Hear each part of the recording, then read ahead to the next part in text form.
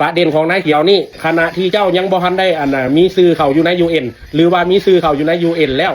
เจ้าก็บ่มีสิทธิ์มาวิพากษ์วิจารณ์เพราะว่าเจ้ายังอยู่ในประเทศที่2อยู่เจ้ายังบ่ทันได้เข้าประเทศที่3ก็เพราะฉะนั้นเจ้าหันถือซื้อสมองคือเขาล่างสมองเอาละทุกคนมีอ้ายคนหนึ่งซึ่งเป็นคนที่อยู่วงในเกี่ยวกับการลี้ภัยนี่ได้ออกมาเปิดเผยเกี่ยวกับท้าวเขียวที่วิพากษ์วิจารณ์รัฐบาลลาวเนี่ยแตกต่างกับเทพโยและโจเซฟนะทุกคนเพราะว่าบ่าวเขียวเนี่ยยังอยู่ประเทศที่2ยังบ่ทันได้ไปประเทศที่3เหตุการณ์สิเป็นยังไงไปฟังเล่ากันก่อนแล้วจังมาสรุปให้ฟังอีกเท่านึงไปฟังกันเลยทุกคนเทพโยกับโจเซฟนี่ลงฝรั่งเศสเนาะเทพโยนี่ลงแคนาดาเนาะแต่ว่าประเด็นของเทพโยกับโจเซฟนี่มันคนละอย่างเนาะกับคนละอย่างกับบักเขียวมันคนละเคสกับบักเขียวเพราะว่าอย่างโจเซฟและเทพโยนี่เขาอาจจะหลังจากเขาผ่านกระบวนการทางกฎหมายจากประเทศลาวแล้วเขาเข้าประเทศไทยแล้วเขาเขี่ยวยื่นเรื่องแล้วครับเขากับหาเหตุการณ์อยู่ในเมืองไทยบ่หรือว่าหลบซ่อนอยู่ในเมืองไทยบ่แล้วทาให้ศูนย์นี่ส่งไป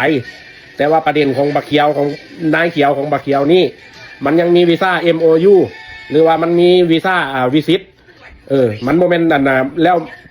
มันบ่ได้ขอแลนขอมาจากมันบ่ได้มีเอกสารมาตั้งแต่ต้นทางว่าทีตะหรือว่ามันสิไปคือขบวนการยุให้ว่าเอาประเทศไทยเป็นนั่นเป็นมองกบดานแล้วโจมตีรัฐบาลแล้วก็สามารถแลนขอรีภัยได้เนาะบางเทื่ออาจจะถือกลุ่มคนไทยหรือว่ากลุ่มคนใดนะครับข้าพเจ้าก็บ่ฮู้เนาะเพราะว่าอยู่ประเทศไทยเพราะว่าอายุ20ปลายปีบ่สมควรที่ว่าสิฮู้กฎหมายหลายปานนี้เนาะนอกจากมีผู้เขียนให้มีคนทรงให้แล้วตัวเองหากินไว้จิตะก็เพราะฉะนั้นมันdifferent case เนาะในกรณีโจเซฟนี่คือเคลื่อนไหวต่อต้านรัฐบาลลาวตั้งแต่อยู่ลาวแล้วมีความเสี่ยงที่สิถูกอุ้มฆ่าหรือว่ามีความเสี่ยงแม้นแท้รัฐบาลเขาเจ้าบ่เฮ็ดดอกแต่ว่าพวกที่เสียผลประโยชน์กับโครงการของผู้เกี่ยวที่ผู้เกี่ยวเข้าไปยุ่งเนาะที่ผู้เกี่ยวเข้าไปยุ่งนี่คือข้าพเจ้านี่คือกันแต่ว่าใครอยู่อเมริกาเนาะมันมีสิทธิมันมีเสรีเขาสามารถล้มเป็นข่าวเป็นอีหยังได้เนาะเอาข่าวเอาโลกมาเว้าสู่กันฟังเนาะแต่ในกรณีของโจเซฟนี่มันอาจจะได้เอกสารแล้วมันก็เกี่ยวแลนขอรีภัยเลยแลนขอรีภัยปึ๊บแลนขอรีภัยยืนขอรีภัยทางอิมิเกรชั่นบ่มันเกี่ยวยืนเกี่ยวอีหยังแล้วมันก็อันนั้นนะแล้วก็มีซื้ออยู่ในซิสเต็มยืนไปตามระบบแต่ว่าของนายเขียวนี่ยังมารีเฮ็ดเวียกรีเฮ็ดงานอยู่ยังมีวีซ่าเฮ็ดงานยังมีวีซ่า MOU อยู่นี่คือยังอีพีตัวก่อนที่ข้าพเจ้าเว้านี่แหละถ้าหากว่ายังมีวีซ่า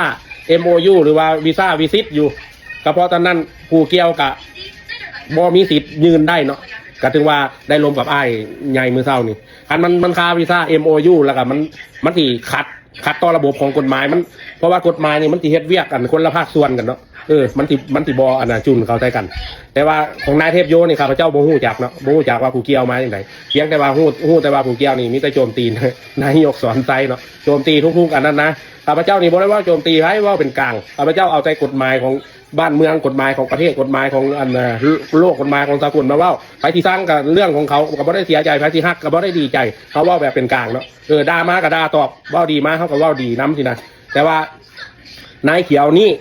ประเด็นของนายเขียวนี่เจ้าขณะที่เจ้ายังบ่ทันได้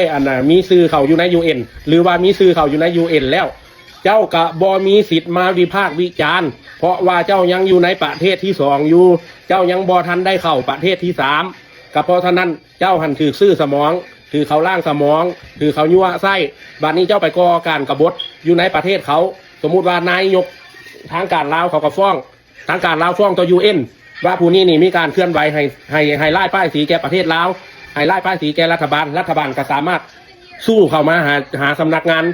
การหลวงใหญ่ผู้ลี้ภัยแห่งสหประชาชาติประจำบางกอกได้เนาะมันอาจจะเฮ็ดได้เนาะเพราะว่าผู้เกี่ยวนี่ยังบ่ทันได้เข้าสู่ระบบของกฎหมายสากลหาจังอยู่ประเทศที่2ยังบ่ทันได้เข้าประเทศที่3ถ้าหากว่าเจ้าเข้าประเทศที่3แล้วเจ้าได้มาอยู่ในทุนนิยมเต็มโตหรือว่ายกตัวอย่างอยู่ในเครือจักรภพอังกฤษเนาะคือออสเตรเลียฝรั่งเศสแคนาดาสหรัฐอเมริกา4-5ประเทศมื้อนี้สเปนฝรั่งเยอรมันมื้อนี้แม้เจ้าสามารถวิพากษ์วิจารณ์ได้แต่ว่าขบวนการของเจ้านี่มันยังเอกสารยังบ่ทันได้จักได้รับการพิจารณาหรือว่าบ่ได้รับการพิจารณาเนาะเจ้า ไปตั้งโต๊ะเป็นปฏิปักษ์กับรัฐบาลเขาก็บ่ฮู้จักอีหยังดอกเอาแล้วมันมาแต่ไสมันเป็นจังไดมันจัง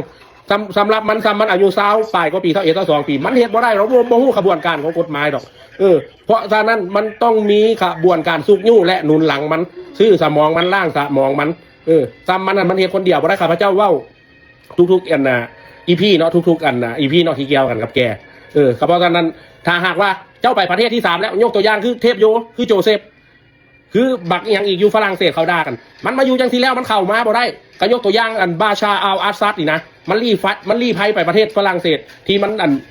ผู้นำซีเรียเนี่ยมันรีภัยเข้าประเทศฝรั่งเศสรัฐบาลสหรัฐอเมริกายังบ่กล้าเข้าไปก้าวไกลเข้าไปแทรกแซงทางการเมืองของประเทศฝรั่งเศสมันอยู่ในเครือข่ายของผู้รีภัยแล้วมันอยู่ในกฎหมายแล้วแต่บักเขียวนี่ยังบ่ทันได้อยู่ในองค์กรของกฎหมายเพียงแต่ว่ายืนเข้าไปแต่ว่ายังบ่ฮู้จักว่าที่ได้รับการพิจารณาบ่เพราะว่าผู้เกี่ยวนี่มารีเฮ็ดเวียกอยู่ไทยแล้วอยู่ดีๆกับมาตั้งกระทู้ใส่ให้ป้ายสีองค์กรรัฐวิสาหกิจลาวรัฐบาลลาวตั้งแต่ภาคพื้นดินจนฮอดภาคพื้นฟ้าข้าพเจ้าก็บอกว่าผู้เกี่ยวนี่สร้างใช้หลักเท็จบ่ได้มีหลักฐานอีหยังกับที่ว่าออกไปก็อยากเตือนสติปานนั้นมันก็ยังบ่ฟังข้าพเจ้าก็ยังได้ว่าแห้งสี่วิจารณ์รัฐบาลนี่หุนแหงถ้าหากว่าบ่มีองค์กรใดทางการลาวเข้ามาเกี่ยวมาพันนี่เพราะว่าอย่างมันโม่แหละมันคันที่ว่ามันแก่มันแดงแล้วมันสายเกินแก่แล้วเนาะข้าพเจ้าก็มีแต่ได้ให้คำคิดคำเห็นเท่านี้แล้วเพราะว่าอ้ายที่เพิ่นโทรมาเมื่อเช้านี่เพิ่นก็อยากล้มน้ำเฮาหลายอยู่แต่ว่าอันน่ะ